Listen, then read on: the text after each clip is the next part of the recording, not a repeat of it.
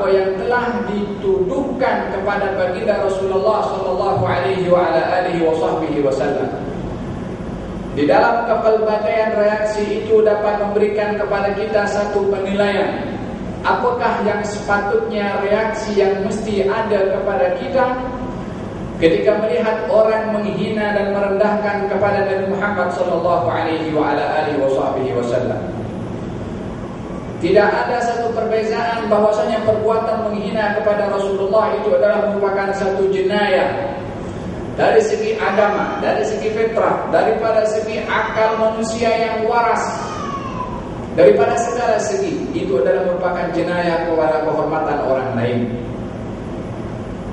Bagi kita orang Islam, sebagai pengikut dan umat Nabi Muhammad sallallahu alaihi wasallam, memang tergores, memang sakit hati, dan memang juga terluka jauh di dalam perasaan dan hati kita akan apa yang berlaku kepada mereka orang-orang yang menghina kepada Nabi Muhammad sallallahu alaihi wasallam.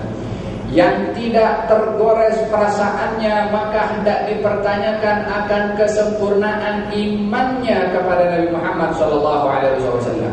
Yang biasa sahaja melihat apa yang berlaku tuduhan kepada baginda Rasulullah, tiada reaksi marah, biasa saja bagi dia perlu untuk bermuhasabah sejauh mana ikatan dirinya sebagai umat kepada Nabi Muhammad sallallahu alaihi wasallam. La yu'minu ahadukum, tidak beriman, tidak sempurna iman kamu, kata baginda Rasulullah, hatta akuna ahabba ilaihi, sehingga aku lebih ia cintai berbandingkan kepada walidihi wa waladihi wan nasi ajma'in, lebih daripada ayahnya, anaknya dan seluruh manusia. Demikian kata baginda Rasulullah sallallahu alaihi wasallam. Bagaimana tidak? Sementara yang menjaga kehormatan baginda Rasulullah ketika dihina, pertama yang melindungi akan kehormatan Nabi Muhammad adalah Rabbul Alamin subhanahu wa ta'ala. Di dalam Al-Quranul Karim, bila mana kita mendapati di dalam Al-Quranul Karim surat yang kita semua hafal, tak seorang pun yang tidak hafal. Apa sebab-sebab turunnya daripada tabbat yada Abi Lahab wa tab, celaka kedua tangan Abu Lahab. Yang mengatakan siapa? Allah subhanahu wa ta'ala. Kenapa Allah menyatakan demikian? Sebab dia menyatakan celaka kedua tangan Nabi Muhammad sallallahu alaihi wasallam. Ketika baginda berada di Jabal Abu Qubais, yang sekarang tempat sa'i di tempat Safa sana, memanggil kepada seluruh kabilah Arab, mengatakan bahwasanya aku adalah Rasulullah atau pemberi peringatan kepada kamu. Maka Abu Lahab terus mengatakan, tabban laka ya Muhammad, alihadza jama'tana, celaka engkau wahai Muhammad, adakah karena ini engkau himpunkan kami? Yang menjawab makian Abu Lahab kepada Rasulullah adalah Allah subhanahu wa ta'ala. Tabbat yada Abi Lahab wa tab. Satu surat dikekalkan di dalam Al-Quranul Karim kepada orang yang menghina kepada Nabi Muhammad sallallahu alaihi wasallam. Ketika bangsa Arab mengatakan bahwasanya baginda Rasulullah sallallahu alaihi wasallam itu majnun, gila, Allah menjawab, "Wa ma sahibukum bimajnun." Teman kamu itu, orang berada di tengah-tengah kamu itu tidak gila. Yang menafikan tuhmahan itu Allah subhanahu wa ta'ala. Ketika dituhmahkan beliau itu sebagai bomoh, Allah menjawab, "Wa ma huwa bikahin." Dia bukan bomoh. Ketika dituduh sebagai tukang sihir, dijawab oleh Allah, dia bukan tukang sihir. Demikian jawaban-jawaban daripada Allah subhanahu wa ta'ala kepada orang-orang yang mentuhmah kepada baginda Rasulullah, menyakiti perasaan baginda Rasulullah sallallahu alaihi wasallam, yang menjawab makian orang-orang yang memaki kepada baginda Rasulullah adalah Allah subhanahu wa ta'ala. Perlu dipertanyakan seseorang yang dia tidak tergores perasaannya ketika ada orang yang memaki dan mencaci kepada Nabi Muhammad sallallahu alaihi wasallam, sebab Allah sendiri menjaga kedudukan, kehormatan, nama baik dan perasaan Nabi Muhammad sallallahu alaihi wasallam bila mana beliau itu merasa tidak sedap, bila mana beliau itu merasa gelisah, ataupun bila mana beliau itu merasa disakiti perasaannya oleh seseorang, Allah Subhanahu wa taala akan menurunkan ayatnya dan menegur kepada sesiapa yang menyentuh kepada perasaan Nabi Muhammad sallallahu alaihi wasallam dan mengisytiharkan di dalam Al-Qur'anul Karim, innal ladzina yu'dzuna Allah wa rasulahu la'anahumullahu fid dunya wal akhirah. Orang dia yang mengganggu, yang menyakiti kepada Allah dan Rasulnya, dilaknat oleh Allah Subhanahu wa ta'ala di dunia dan juga di akhirat. Sehingga dalam perkara-perkara yang sederhana, perkara-perkara yang mungkin berlaku tidak disengaja oleh sebahagian sahabat Nabi yang hidup bersama dengan Nabi, secara tak sengaja menyentuh kepada perasaan Nabi, yang menjawab dan memberitahukan, menegur kepada mereka itu adalah Allah Subhanahu wa ta'ala. Supaya kita tahu bagaimana kedudukan Nabi ini yang sentiasa dijaga termasuk perasaannya. Beliau ketika menikah dengan Siti Zainab binti Jahash, maka beliau panggil jemput orang-orang ramai untuk walimah di rumahnya. Maka setelah walimah, mereka lepas makan, duduk sembang-sembang lama sangat, tak balik-balik pergi rumah, sampai waktu yang lama mereka berada di rumah Nabi. Sementara Nabi SAW nak selesai daripada majlis itu, nak masuk ke dalam rumahnya, tapi oleh kerana ramai tetamu di dalam rumah Nabi, maka Nabi pun menunggu bila mereka tetamu itu balik ke rumah untuk Nabi masuk ke dalam. Tapi Nabi tak beri nak tegur pasal takkanlah nak kata jujur balik, diusir untuk kembali ke rumahnya. Akan tetapi Allah Subhanahu wa ta'ala menegur kepada mereka yang duduk lama di rumah Nabi SAW. Apa kata Allah dalam surat Al-Ahzab? فَإِذَا طَعِمْتُمْ فَانْتَشِرُوا وَلَا مُسْتَأْنِسِينَ بِالْحَدِيثِ إِنَّ ذَلِكُمْ كَانَ يُؤْذِي النَّبِيَّ فَيَسْتَحْيِي مِنكُمْ وَاللَّهُ لَا يَسْتَحْيِي مِنَ الْحَقِّ. Kalau kamu sudah makan, balik sana. Yang suruh balik Allah Subhanahu wa ta'ala. Wala musta'nisi dari hadis. Nabi tak selesa nak banyak bercakap dengan kamu. Inna dzalikum, duduknya kamu lama di rumah Nabi itu yu'dzin nabiyya, mengganggu, menyakiti kepada perasaan Nabi. Nabi diam masa itu, tak cakap. Perasaan itu yang dipantau oleh Allah Subhanahu wa ta'ala, yang tidak diketahui oleh para sahabat, diberitahukan oleh Allah Subhanahu wa ta'ala dengan menurunkan ayat mengusir itu semua yang ada di rumah supaya balik ke rumah masing-masing, karena perkara itu mengganggu kepada perasaan Nabi Muhammad sallallahu alaihi wasallam.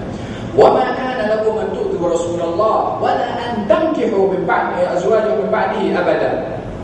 Sama sekali kamu tidak dibenarkan menyakiti, mengganggu kepada Rasulullah, dan tidak pun dibenarkan untuk menikahi kepada istrinya selepas beliau wafat selama-lamanya. Karena perkara demikian pun itu akan menyakiti kepada perasaan Rasulullah. Perasaannya dijaga bukan hanya di masa hidupnya, setelah meninggalnya pun tak dibenarkan seseorang menyakiti kepada perasaan Nabi, termasuk dengan menikahi istri Nabi Muhammad sallallahu alaihi wasallam. Sedemikian jauhnya Allah menjaga kepada perasaan baginda Rasulullah sallallahu alaihi wasallam. Ini perlu yang kita sedari, adakah kita merasa tergores ataupun tidak. Setelah kita merasa tergores dan sakit hati dengan apa yang dilakukan oleh mereka, apakah respon kita, reaksi kita merespon kepada orang-orang yang menyakiti kepada Nabi Muhammad sallallahu alaihi wasallam? Membakar orang senegara yang daripada orang yang berbuat itu, membunuh sesiapa sahaja yang kita jumpa di jalan daripada negeri yang sama, dengan orang yang menghina kepada kepada baginda Rasulullah? Kita tengok bagaimana uslub atau cara, gaya Nabi Muhammad sallallahu alaihi wasallam kalau bila mana menyikapi orang yang merendahkan kedudukan baginda Rasulullah. Seorang bernama Suhail bin Amr yang datang daripada utusan daripada Mekah sebagai duta ataupun juru runding untuk berunding dengan baginda Rasulullah dalam perjanjian Hudaybiyah. Perjanjian itu yang diwakili oleh seorang bernama Suhail bin Amr yang mewakili pihak Quraisy datang kepada Rasulullah untuk membuat surat perjanjian. Maka yang diperintahkan untuk menulis perjanjian itu adalah Sayyidina Ali bin Abi Thalib. Baginda mengatakan tulis Bismillahirrahmanirrahim. Sayyidina Ali tulis Bismillahirrahmanirrahim.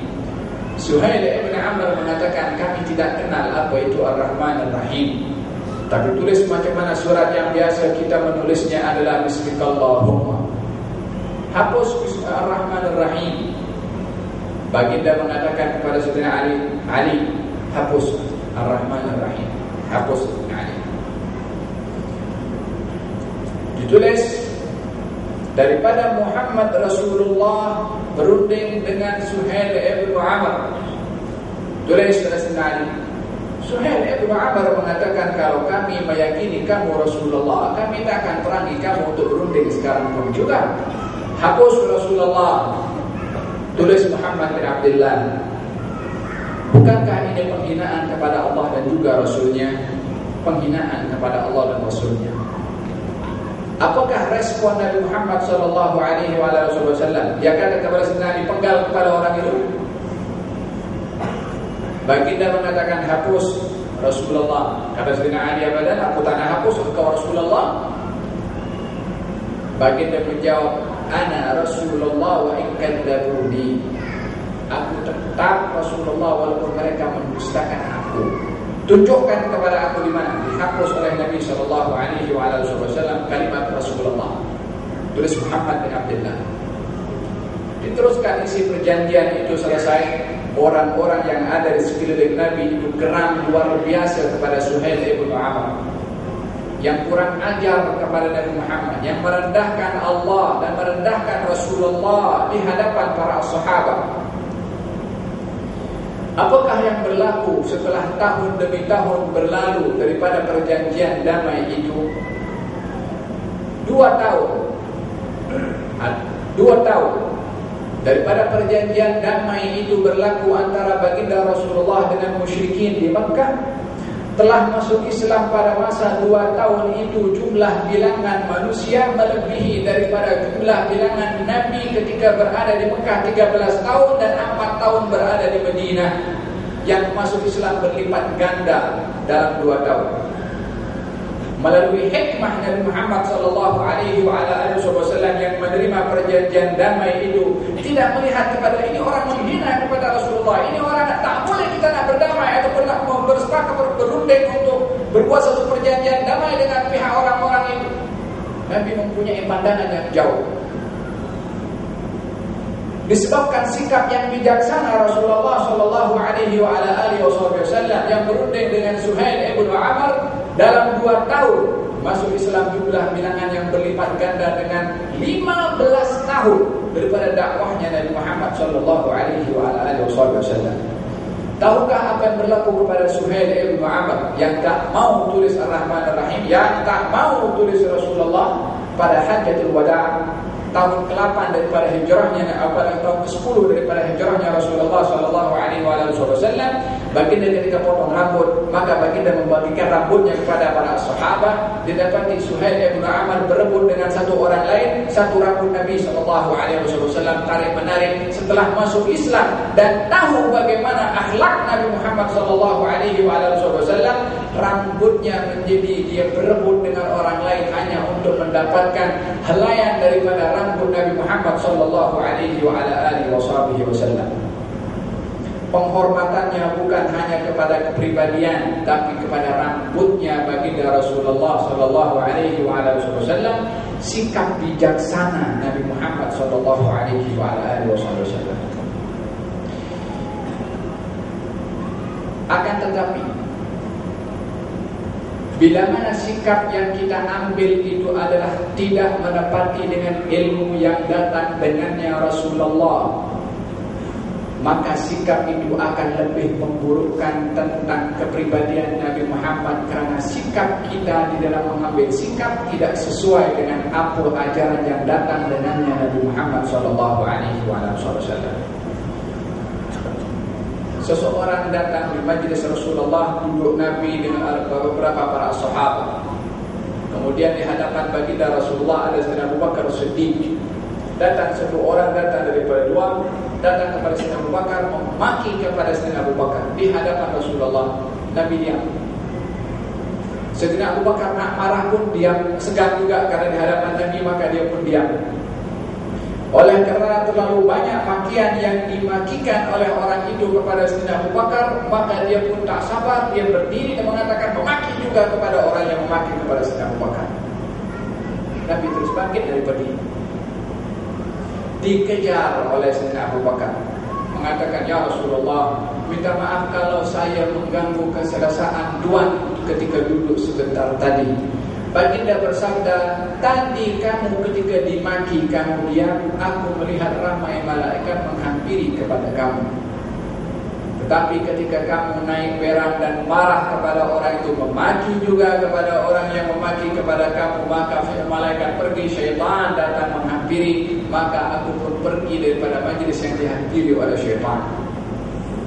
Bila mana makian itu dibalas dengan cara yang tidak berasaskan dengan ilmu, baginda bersabda, "Sibabul muslim fusuqun wa qitaluhu kufrun."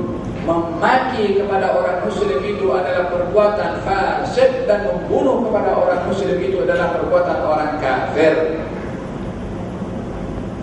Baginda bersabda, "Aku diutus adalah bukan la'anan, bukan untuk melaknat kepada orang lain, wala sabbaban, bukan pencaci maki kepada orang lain, wala sakhaban, dan bukan untuk membuat buku haram yang suka berteriak-teriak." Hakada baginda Rasulullah sallallahu alaihi wa ala alihi wasallam ketika ingin mengajarkan kepada kita bagaimana menyikapi orang yang dia mencaci dan memaki kepada baginda Rasulullah sallallahu alaihi wa ala alihi wasallam. Demikian tujuh ajar Nabi Muhammad sallallahu alaihi wa ala alihi wasallam. Kalau makian orang-orang yang memaki itu direspon dengan cara yang datang dengannya Nabi Muhammad sallallahu alaihi wa